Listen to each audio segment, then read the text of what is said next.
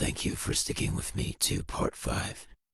Um, this does deal with a lot of child abuse. It deals with trauma, religious trauma, and deals with a lot of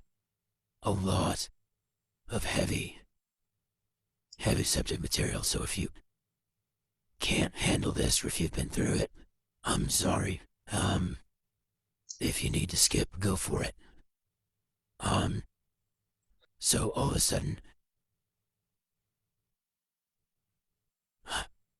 a sudden, I don't know what triggered my grandparents. To this day, I don't know what it was. I was a tomboy because my closest siblings were boys, and my 2 older brothers slash possible dads were 12 when I came around. Barely 13. And my closest sibling was my little brother. So immediately I was E.G. Threadgood from Fried Green Tomatoes. I love to be outside. I love sports. I wanted to be a boy because the coolest people in my life were boys. The girls were pretty. They didn't want to get their nails messed up. They were real girly, and I didn't like it. And the neighborhood we lived in was mostly retired adults.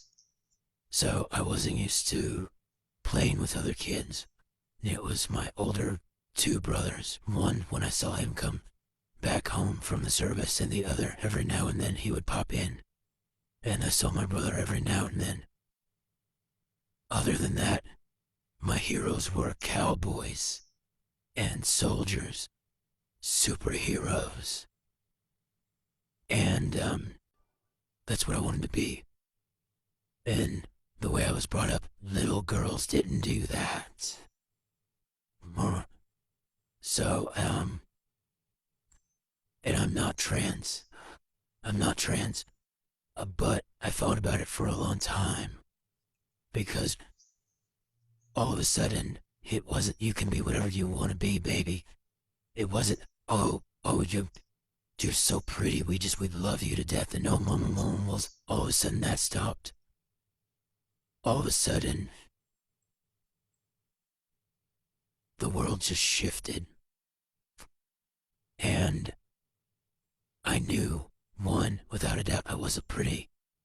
And I knew without a doubt, I wasn't what you think of as a typical girl.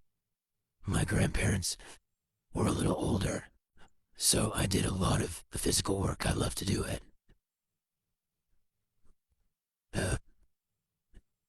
But all of a sudden, and it happened early, I began to get resentful that my biological mother, one, when she did visit, it was never to see me. And she kept my brother, not me. She knew my brother, she didn't know me, didn't want to know me. All of a sudden, I would want hugs and I'd want kisses, and you want those things that normal people want. Children want. Your children want to be touched. They want you to play with their hair. They want you to scratch on their bellies. They want you to kick on top of their head. They want you to play with them and interact with them. My mother was terrified of that. And I didn't realize until I was much older, that someone had done horrible things to her. And it scarred her. And I hid the person who did it. But I would be like, hold me, pick me up, hold me. It's still a big thing with me. If I like you, I want to run my head up against you. And people say that's a lot of the lycanthropy, and I say maybe. But I wanted to be nuzzled, I wanted to be hugged. I love kisses all over my face, and I love that business. I love that business. And it was always, I'm not a faggot, don't touch me. I didn't know what that word was. I had no idea. But my mother would just hug. That. And that didn't work with me. So touch stopped. all of a sudden with my mother, and I began to get very resentful. I didn't have a mother, um, and my little brother is going through stages with her. Um, he's going to school, and she's going to mommy, dad, and mommy, bad, mommy day at school, and she's taking him through life in a way she never would with me. And I got angry because I was like, what was wrong with me? And my grandparents hated me for it. It wasn't, baby, it's not you, it's her. It's her loss. Screw it. It was, aren't we good enough? I guess we're not doing a good enough job. Betty, we're not doing a good enough job. Well, I guess we're just not enough. And for a child who's 7 and 8 years old, that is damaging. I fully believe you should have to pass a human empathy and sensitivity class to be given the right to have children, because they saw my emotions as evil, as this wicked, horrible thing. And to this day, I am still a massive teddy bear. I cry a lot. Sounds like too much. I stop in the middle of the road to move turtles. I'm one of those people. I'm very tender-hearted. And I was told I was evil. That's when that started. I was 7, 8.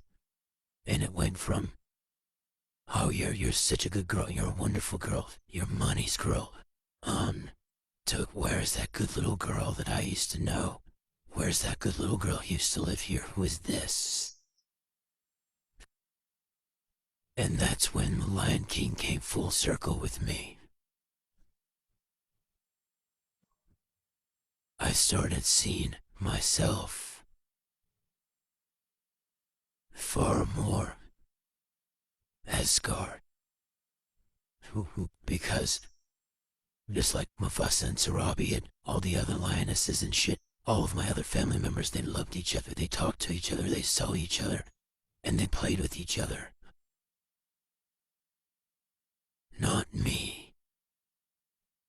My biological dad, possibly, and I say possibly because, again, identical twins, don't know which one it was, was the only one who ever really played with me. Get down on the floor, on your belly, and would wrestle with you on the trampoline and stuff. He knew I needed it. But if I ever questioned, where is my mom? Why doesn't she love me? It was, that is evil. That is being ungrateful. That's evil. And one day, you're gonna regret when I die and you're alone. And it will happen. And nobody will be here for you. Nana is the only one. Nana and Dad were the only two.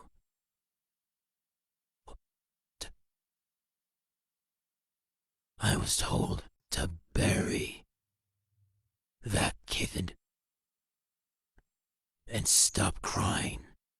All of a sudden, crying wasn't a, oh hey, what's wrong? What is it? Come on. You're okay. What is it? What's wrong? It was stop crying. All of a sudden, it was there's nothing to cry about. You know what happened to me when I was a kid? You know what happened to your dad when he was a kid? You have the life of Riley compared to what we have. I guess we're never enough. So from the age of 9 on, early 8, late 8, early 9, I saw myself wanting my mother as evil. And if I wanted my mother, in my head that was an evil thought. And in their religion, I was evil too. Because my thoughts made me evil in this religion. So I was evil. I was Scar. And I knew it.